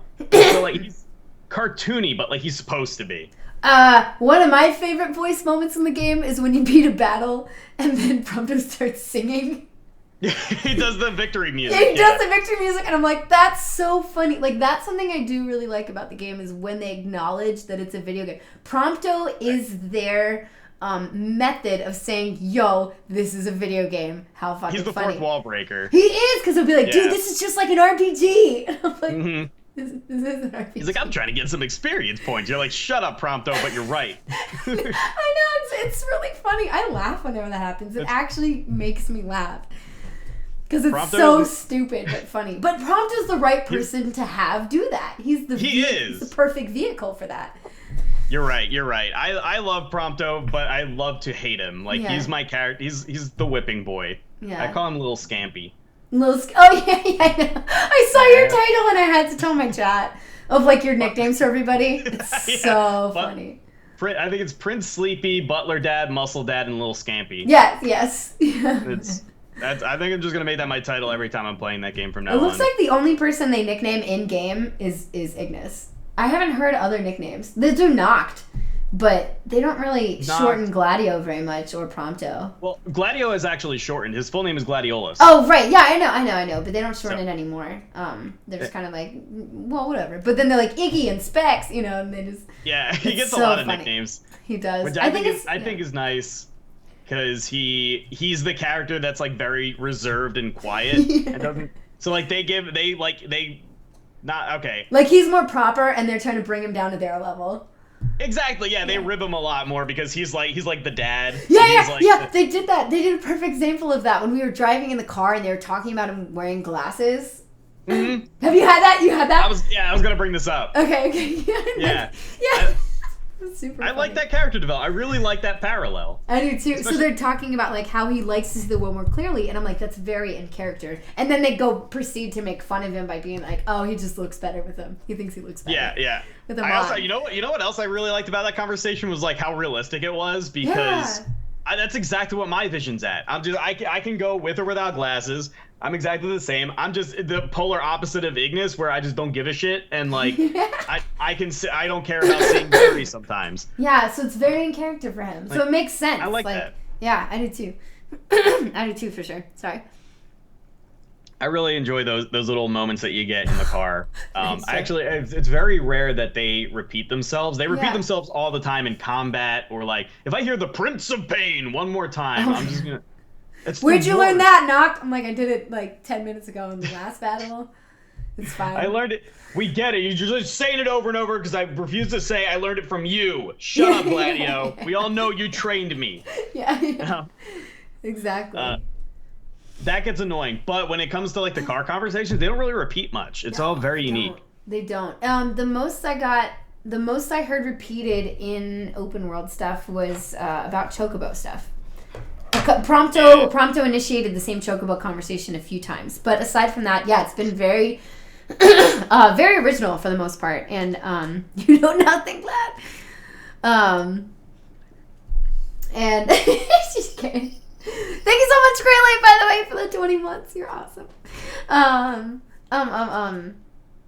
Yeah, but especially right now with where we're at in the story, there's a lot of new conversation, and it's related to plot. So if you just kind of explore open world long enough, they'll continue to have conversations about what has recently happened to you, and it's really cool because it's like they keep getting into it. So when it's interrupted by a fucking battle or Imperials above us, I'm like, no, it ruined the conversation. I want to know what they were gonna say. I know, I get mad. I get mad a few times, but I get kind of mad about it because I want to know. Like, I'm actually genuinely interested in the conversation that these characters are having, even though it's not directly plot related. But they'll still, it's like tying in. They're just like, just because they're running around, it's like they're just kind of thinking. It seems more organic, I guess you could say. Yeah. And that's often where we get those moments we were talking about earlier where we feel like something's left unanswered and we're like, why is this? And then that's often when another character will chime in and say, hey, why is this? Yeah. And you're like, okay, cool, so we're not supposed to know that yet. It really like colors the whole plot. Yeah, yesterday we were running around and they started talking about Spirit Girl. more and how she works. Yeah. While I was exactly. running to touch the tree to touch the electric trees Trying to earn the favor of Lightning Dad by taking care of his bushes, I guess. So while we were doing that, I was running around and they started the characters are just kind of like, they seemed genuinely curious and asking questions about like, so this is how it works for you? Like we're trying to feel this out. Yeah. And they were acknowledging how kind of crazy it seems. Like Ignis is like, well, there's a first time for everything. Like it's cool to see these kind of myths come to reality. Like so they're yeah. I think that's really cool how like the mythology or the like sort of the religion, the established religion of this world is a religion where the proof is right before your eyes, and these beings are referred to as gods. I wouldn't be surprised to find out that, or for them to like just kind of go into the origins of these gods of Rama and Leviathan and Titan. And us to find out that they're like not really gods, but that's more plot prediction. But the fact that the gods take an active role in their life is a pretty compelling part of the plot, because to Noctis it doesn't really seem like that big a deal. Yeah. He's grown up like dealing with these celestial emissaries and these and like this sacred duty and stuff. He's from day one, like since he was a little boy mysteriously in a wheelchair for some reason, that you're going to be talking to the gods. They said they explained the accident a little bit in Kingsglaive. I just don't remember when they talked about it. I think that might have been like why Noctis was absent from Kingsglaive was because... No, wait. He wasn't a kid in Kingsglaive. No, he wasn't. Kingsglaive happens during this game. That's why he's absent. That's right. Kingsglaive happens right after the intro. Yes. So the intro happens in the game, and then while we're out doing fucking side quests, like that's when Kingsglaive occurs. Ruined. Yeah, pretty much. So that's why he's not there. But yeah, the kid thing. I think it was explained. Somebody said it was explained during Kingsglaive. Like there was a moment where they talked about it. So I don't know, but yeah. But I mean, they'll go into it. I think he's still definitely having new experiences with all this stuff that he saw that he learned about when he was a kid, like coming to life. Because this is like the first fucking time he saw Titan or saw Rama. He's so nonchalant about it all. He's just like, yeah, she's a messenger for the gods, but she's not a god. It's cool. I've seen her forever. Whatever, man. She always talks with her eyes closed like that. It's normal. Yeah, she really does talk with her eyes closed. I gotta say, the first time he uses a summon is pretty fucking cool. Because Rama's like, I'm gonna pick you up and take you into the sky and then blast all this shit to smithereens. And you're like, wow! It's really, really cool. It's really epic when it happens. I wish we had control over when we can summon. Because it seems to just be like, hit it now whenever we tell you it's okay. And I don't know what's causing that. I don't know what the trigger is to summon. I don't either. Yeah, I'm not sure yet. I mean, because I've only had the opportunity once because I just got the car. So I'm really curious about how that's going to kind of unravel because, yeah, it does seem very random. And it seems like it's a very overpowered thing, so it shouldn't be available all the time. But, so I don't know. We'll see. It's definitely not available all the time. I think it triggers when you're like losing a fight. Somebody said like they seem to pop in when you need help. Yeah. I think so too. And I could get down with that because as much as I don't like safety nets, like I said earlier, the combat's jarred enough that I'm okay with like just taking an easy way out and blazing through fights to get the story going. Do side quests, then you'll be overpowered. And you don't have to worry. You can just fight normally, and then you'll beat the boss. It'll be fine. I can fight what? You fight normally. Oh, you just like mash circle and win. Because I guess I kind of mash circle, do the occasional square, and then I warp strike a few times. The occasional square. And I use link strike moves. If you don't have Ignis's, which is his, put on fucking Ignis's regroup technique. If you don't have it on. Ignis's regroup. If you haven't unlocked it in your Ascension, unlock it. It's basically he heals everybody immediately. Oh, fuck, I need that. Yeah, it's a 2 tech bar move. So just while you're fighting, just like you click regroup, everybody runs to him, and it just, all of your everything goes all the way up to its max. That sounds really good. And then you can run back out and just like keep fighting like nothing happened. It's amazing. It's like in the middle of battle. So like it happens and they all run to you even if enemies are trying to attack you. Like that animation occurs regardless. It's great. Like everybody just gets like crazy iframes, like they're popping a potion or something. No, basically the move is like he gets you all to literally regroup, so you all run to him, and then for some reason heals you. I'll take it. It's I'll amazing. I'm gonna get that. Yeah, I will it's say great. I really like the varied skills in the game. Yeah. And the ascension tree is really fun. Like that's cool. It's interesting. Yeah. Yeah, it's very cool. I think the only thing they really failed on that much is the controls. The controls, the responsiveness. Like, Okay. well, here's the thing. Here's one thing, major criticism I didn't bring up earlier. Okay. That shouldn't be that major. It's like ultimately pretty small, but I think it adds up throughout the game. Okay. Is picking stuff up sucks. Yeah, I've heard just hold if the button comes up So and he bad. jumps, just hold X and he'll pick it up after. Okay. That's what somebody told me like yesterday because I was like, this is fucking annoying. He jumps all the time when I just want to pick up an item. Why is the item grab button on the jump button? And if you're going to change it contextually, why is the activation point around items so far away? And why are there just items laying out on the ground all the time that are like the treasure? When like why didn't they just like make treasure chests and make it like more satisfying? I forgot there are no about treasure that. chests in the game. Everything's just laying on the ground. Yeah, You know, that's and kinda what sad. kind of RPG doesn't have treasure chests to open? Yeah. That's like I didn't even and, think like, about that. that doesn't seem like a big deal.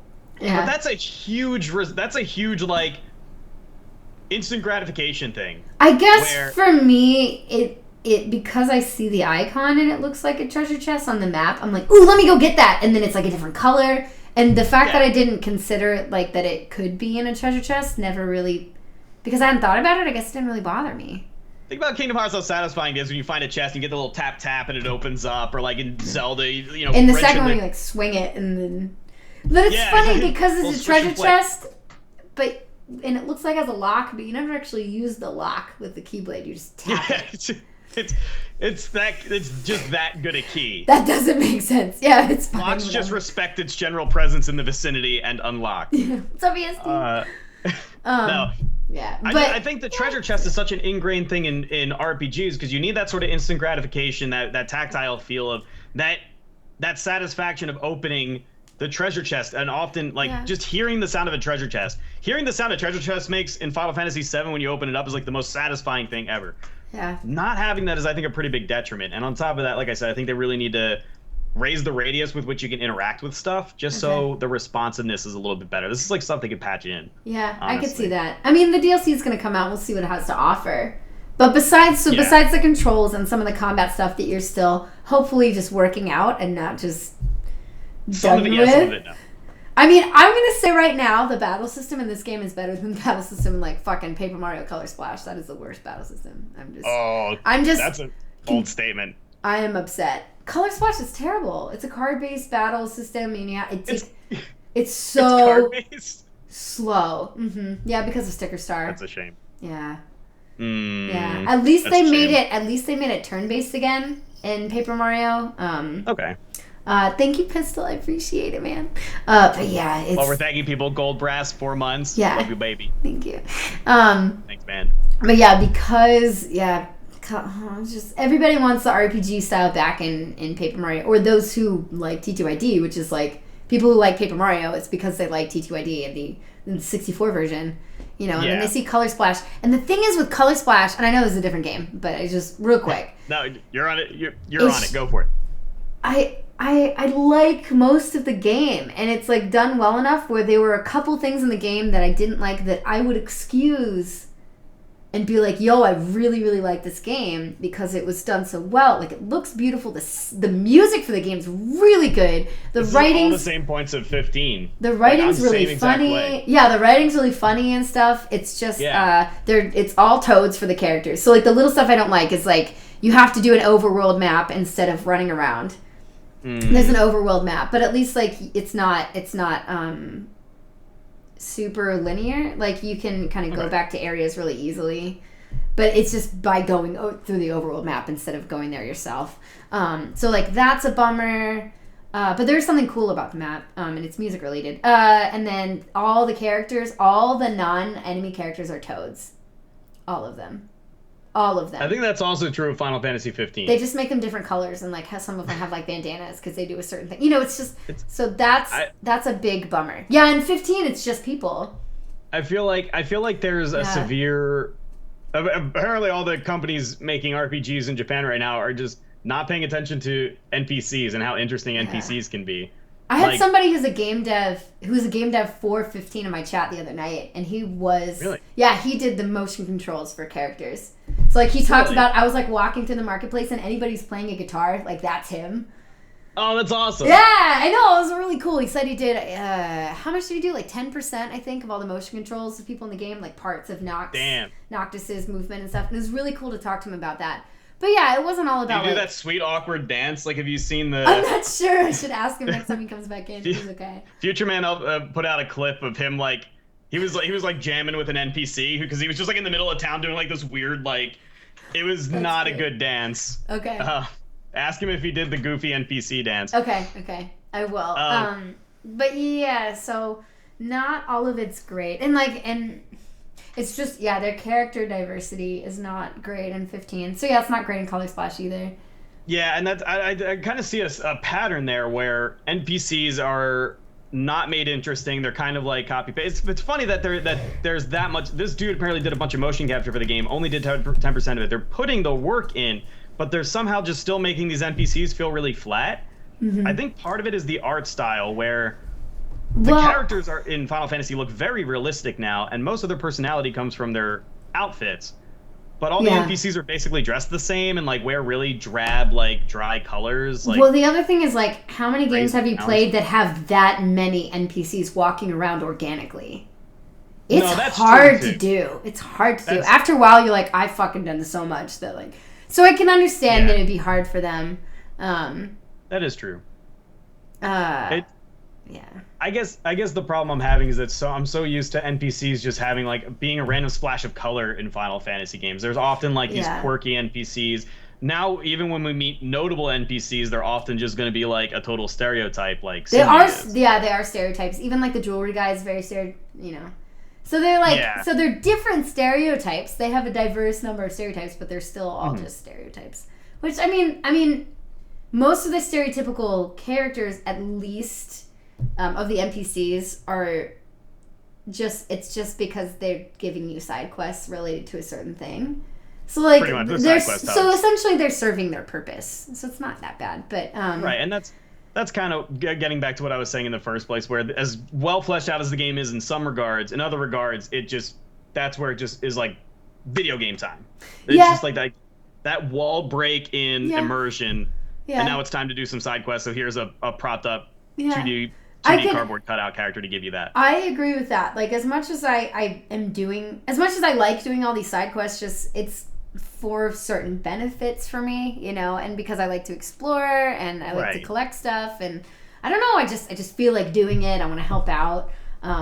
There is a little bit of that space there between like my real desire to help these NPCs and just the desire to do the side quest. So like I have the desire to do the side quest, but not because I have like a real something that I've connected with these characters, you know? Right. So I'm just kind of doing it because you want this NPC to do well. You don't get the feeling that once you've completed this quest for this person that it's going to affect their life at all, because they're just a distributor of quests and XP. No, there's only like one NPC that I do side quests for that's like kind of even starting to grab at that for me. And it's like the dude at the diner, like the first diner near where Cindy is. Because he's like kind of real with you when you talk to him. You're not talking about the hunter guy, are you? That's somewhere else. No. Oh, that guy. Yeah. That guy. Yeah. The guy who works in the diner. Yeah, the one in the restaurant. Yeah. Okay. Yeah, kind of. I kind of got that from him. I forget. He's the one maybe I feel like is the most interaction with him developed. Yeah, he's kind of awkward, but it's fine.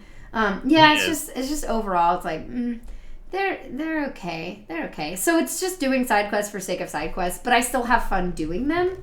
Like, I like the actual doing the quest itself, you know, or the traveling, whatever, for the most part.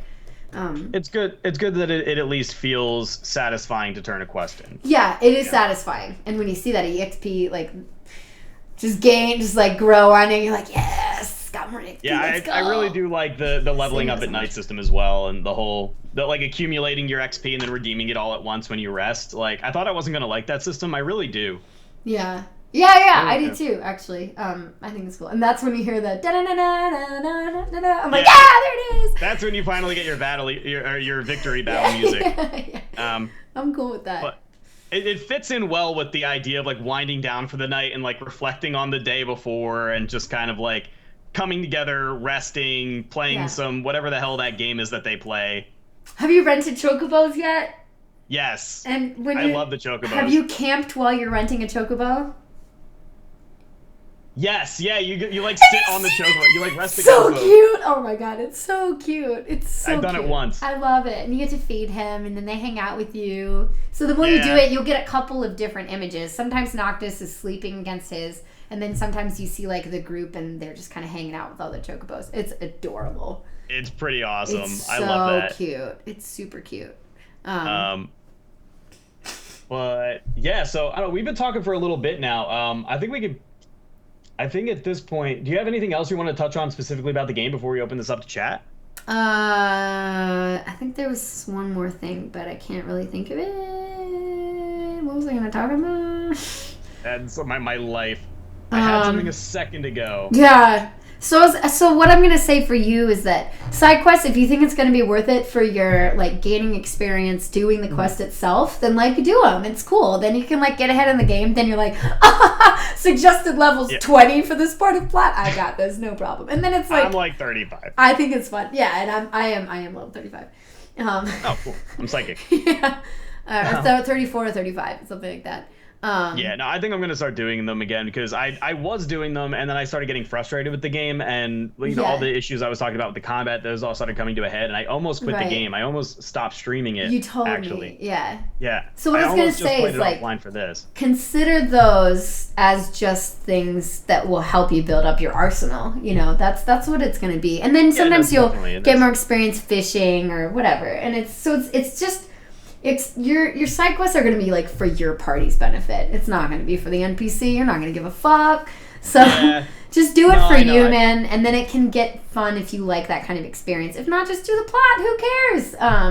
Exactly. That was what I had to do, was continue the plot in order to keep myself interested. Yeah. If I just did side quests, I would have fallen off. Now that I'm more invested in the game and I'm like positive I'm going to play it, I think that it'll be a good one. At least do a couple of chocobo ones. It'll be a good one to keep side questing on. Do like at least like 2 chocobo ones, because then you can unlock new colors. I give Gladio a hot pink one. It's the best. You give Gladio a hot pink chocobo? Oh yeah. All right. I really have to do some of these side quests then. No wonder I'm not finding any cosmetic shit. I'm not doing any side quests. If you do that, and if you do some stuff for Cindy, she'll upgrade your car parts. And so I've customized my car a little bit. And it's looking all sleek and fancy. And what else? I haven't found any clothes yet. Mine. You crashed your car? I have like 3 times. Ignis only hit a car once. I think he backed up into it, but it's fine. It's no cosmetic Ignis damage. Hit a car for you? I was like, how did you hit a car? I put you on auto and you hit a car. This is why I usually put on auto, because then I don't have to focus on driving, because this is how I am in real life. If I have somebody else who can drive, I'll just sit in the car and do my multitasking so that I can be safe. I haven't been back to Hammerhead in a minute, so my windshield has been broken for like 4 game hours. Just fast travel there.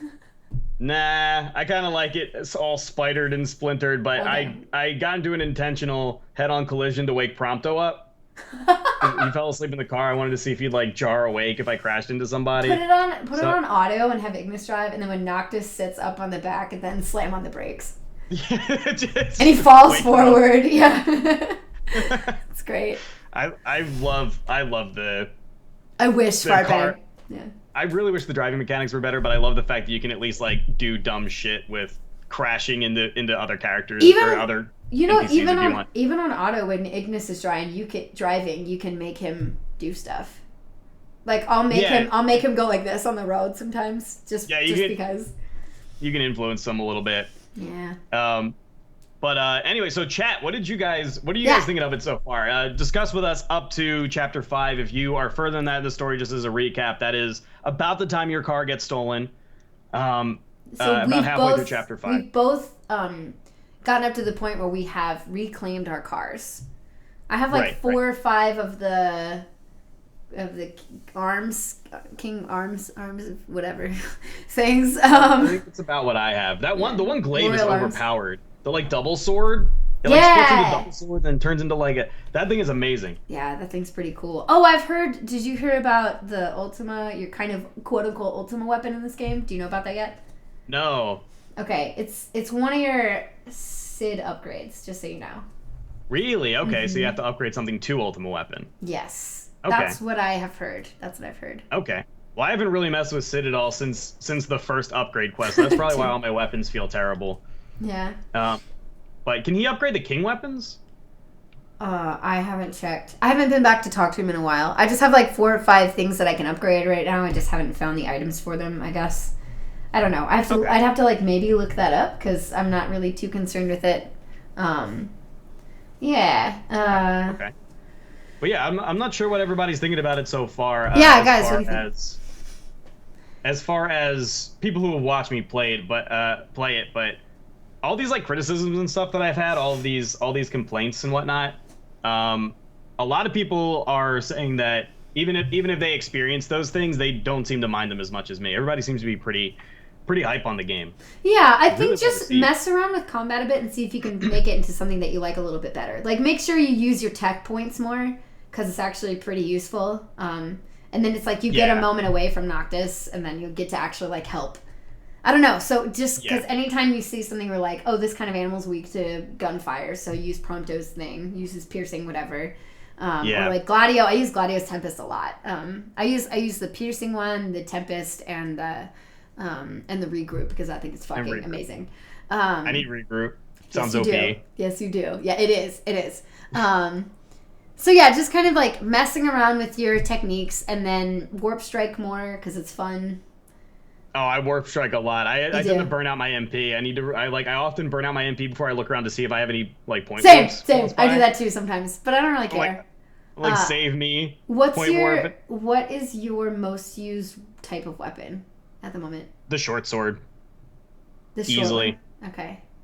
Short sword. It's so fast and just stun locks. Like anything that easily gets knocked around, anything that staggers easily, just gets completely stun locked by it. Oh, I should do that more. I use the 2 daggers because they're really good for a lot of enemies in the field, and they're strong against machines.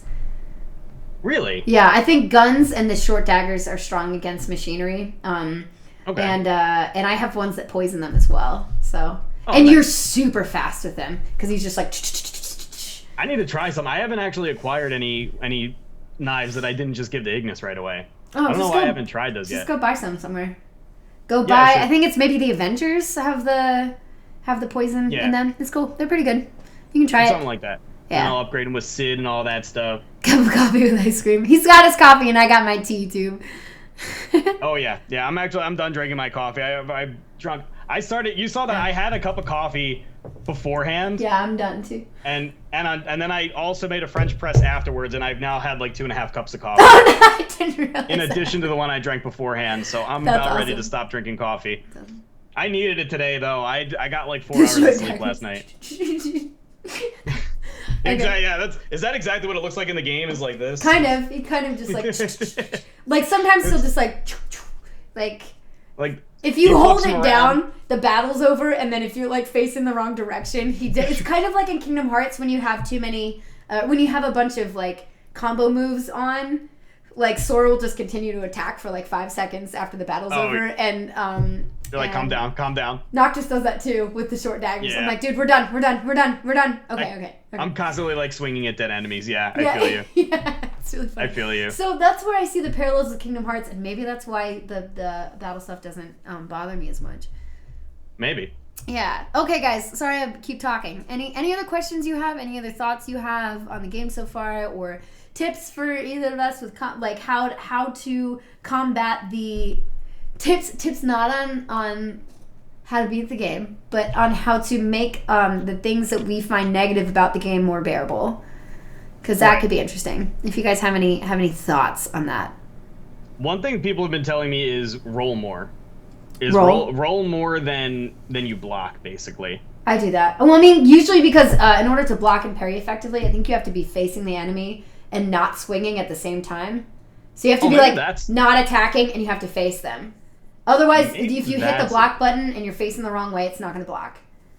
Yeah. I did not know that. Yeah. I didn't know you get blindsided. I don't know. I wish they would like explain these kind of things Well, I guess just think about if you can blindside an enemy, it can kind of do it to you. Because if you're not facing, I mean, how in real life would you block something if you're facing the other way? Well, how in real life do you block something by teleporting away from it? You know, like I think I assumed too much of his powers. Yeah. You can upgrade. You can upgrade the spirit weapons with AP. Oh right, yeah. You have your ascension to upgrade your weapon. Yeah, that's true. Yeah, those. Yo, Boohead, thank you so much.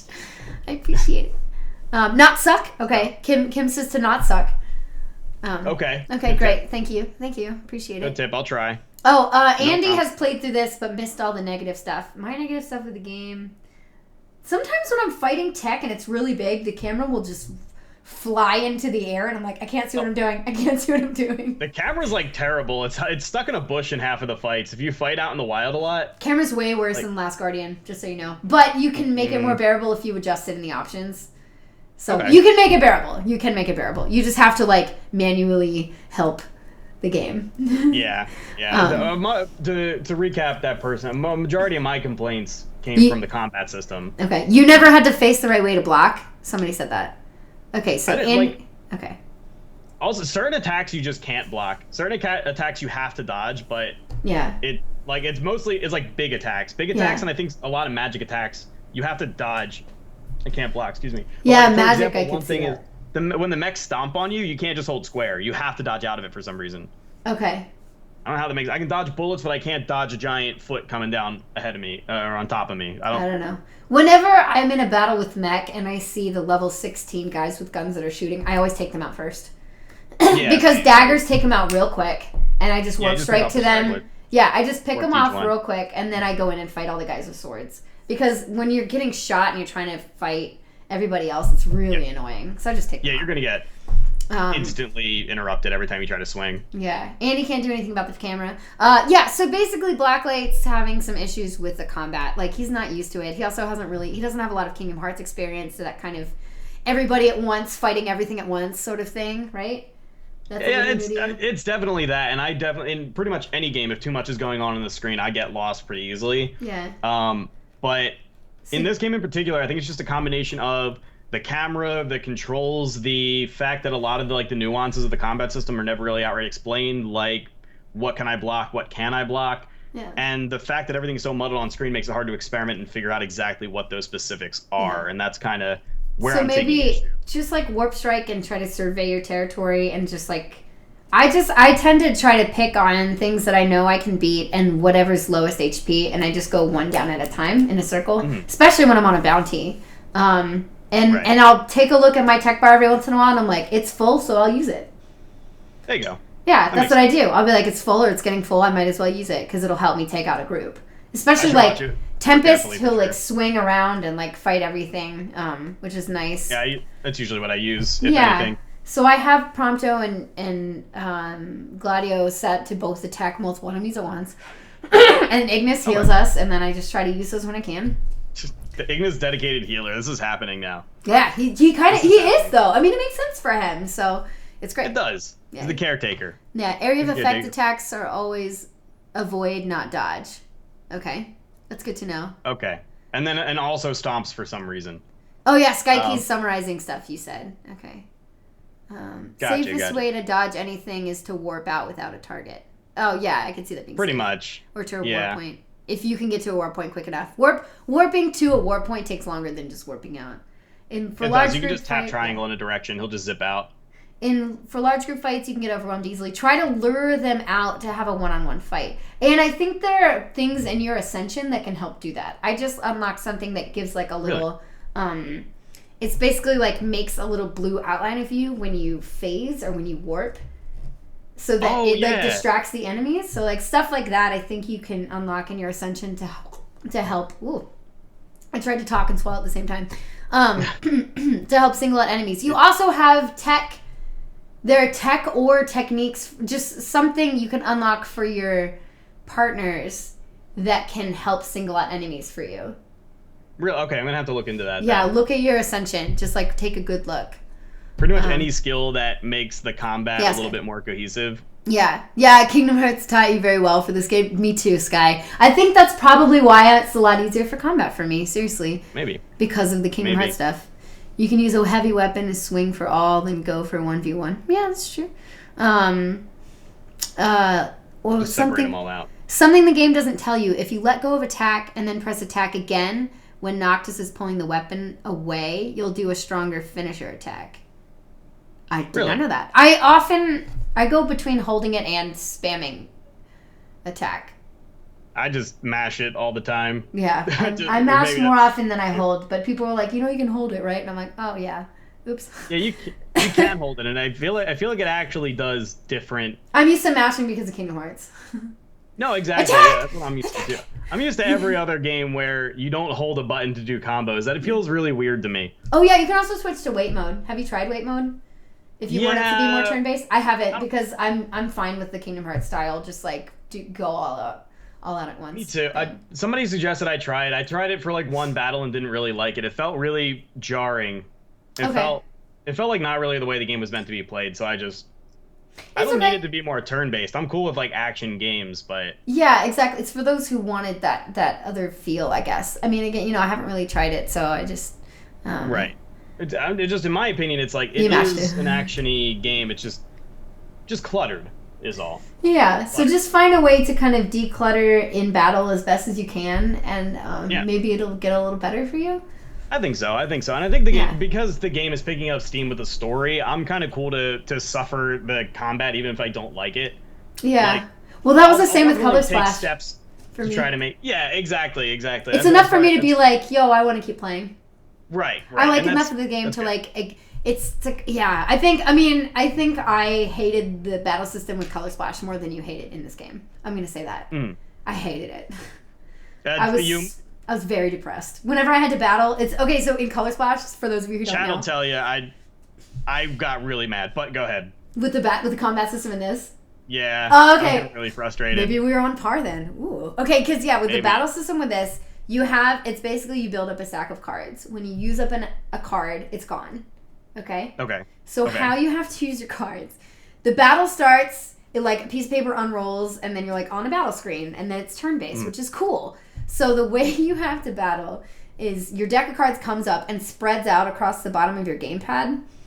But if you sort it, it's an auto sort. So your healing items are first instead of your attack items. And then it goes into your special items, and then your jump and hammer cards painted in, and then your unpainted cards, which typically I'd probably want to use my unpainted cards first.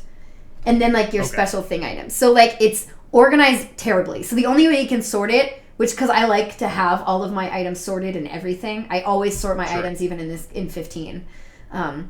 So it's sorted in a really bad way. And so you have to scroll through by moving your hand on the gamepad to get the cards you want. Or you can, you can manually sort, but you have to tap, hold, and then drag it to where you want it. Oh, that would take forever, yeah. Right? So I just don't do that. So I'm like, fuck that shit. So I have to scroll over to what I want, and then you can pick, 1 to 3, depending on where you're at in the game at a time. And you have to swipe those up, and those will go into your next little section. And then you have to, if they're unpainted, you have to tap and hold it to paint it, if you have paint. And then you have to press another button to be like, are you ready? And then it goes to a different screen, and then you have to swipe it up onto the other screen. And then the battle will commence, and you'll do your moves, and then the enemy will do its moves, and then you have to start it all over again. You're I'm not gonna put that one on my list. I'm not gonna play that game. It's just it's so unfortunate because the battle system is so slow, and I hate card-based systems like that. I don't like them at all. That's why I didn't play through Kingdom Hearts Chain of Memories because it's not my style. Some people like that, and that's fine if you do. It's just that kind of style is not up my alley, so I didn't enjoy it, but. It was interesting because as much as I didn't like it, the rest of the game kept pulling me on. I'd be like, I want to play more because I want to see what happens.